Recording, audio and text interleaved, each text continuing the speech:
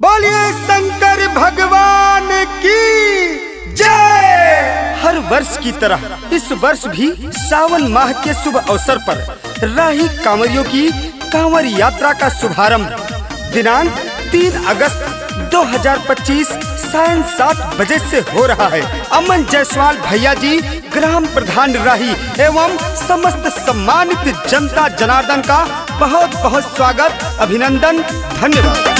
Gram सभा राही के बन के बेटुआ काम किए ऐसा चमक गईले गौआ। हाँ, ग्राम सभा राही के बन के बेटुआ काम किए ऐसा चमक गईले गौआ।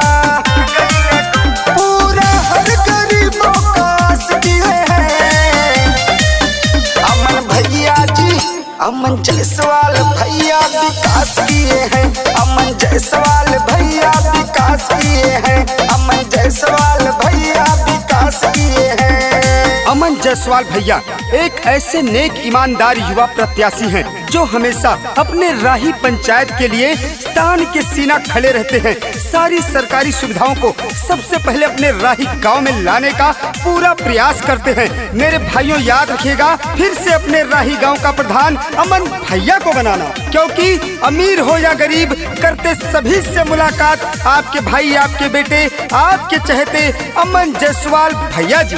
नाली खड़ंजा आरसीसी लगवाए, सभी गरीबों को आवास दिलवाए, आवास दिलवाए, आवास दिलवाए, आवास दिलवाए। भैया हमेशा है पनवा उठावत, बड़ी मुसीबत दौड़ के है आवत, दौड़ के है आवत। सारी जनता इन्हीं पे विश्वास किए हैं अमन भैया जी। अमन जायसवाल भैया विकास किए हैं। अमन जायसवाल भैया विकास किए हैं। अमन जायसवाल भैया विकास किए हैं। हर पात्रित गरीबों को आवास देने का काम किए हैं। नाली खड़ंजा आरसीसी इंटरलॉकिंग लगवाने का काम किए हैं। मेरी माताओं बहनों, याद रखिएगा, अपना एक एक कीमती वोट सिर्फ अमन भैया को देना, अमन जायसवाल भैया को देना, क्योंकि वादा नहीं, विकास करेंगे, जन जन का सम्मान करेंगे। एक ऐसे ईमानदार दमदार प्रत्याशी है अमन भैया। अमन भैया जी का कहना है, इस बार फिर से आने वाले प्रधानी के चुनाव में हमें मौका दीजिए, काम करने का अवसर दीजिए। आपकी सेवा में कोई कसर नहीं छोड़ूंगा। अपने गांव राही को एक नंबर पे लाने का काम करूंगा। मेरी माताओं बहनों, याद रखिएगा, हर सरकारी सुविधाओं को जन जन तक पहुंचाने वाले अमन भैया जी हैं। अमन भैया जी ने तमाम पात्रित गरीबों को आवास दिया, पेंशन बनवाया, नाली खड़ंजा आरसीसी इंटरलॉकिंग रोड का निर्माण कराया।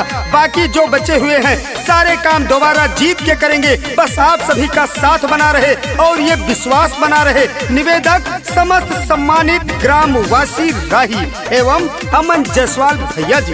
गायक कबीर मृदंग। राही का जनता रही इनके साथ है, फिर से चंदन लागी इनके माथे, लागी इनके माथे, माथे लागी इनके माथे।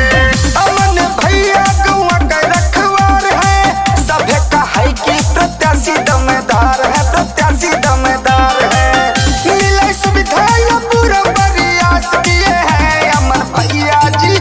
अमन जायसवाल भैया विकास किए हैं। राही गौआ के अपने विकास किए हैं। अमन जायसवाल भैया विकास किए हैं। ग्राम सभा राही के बन के बेटुआ काम किए ऐसा चमक गईले गौआ।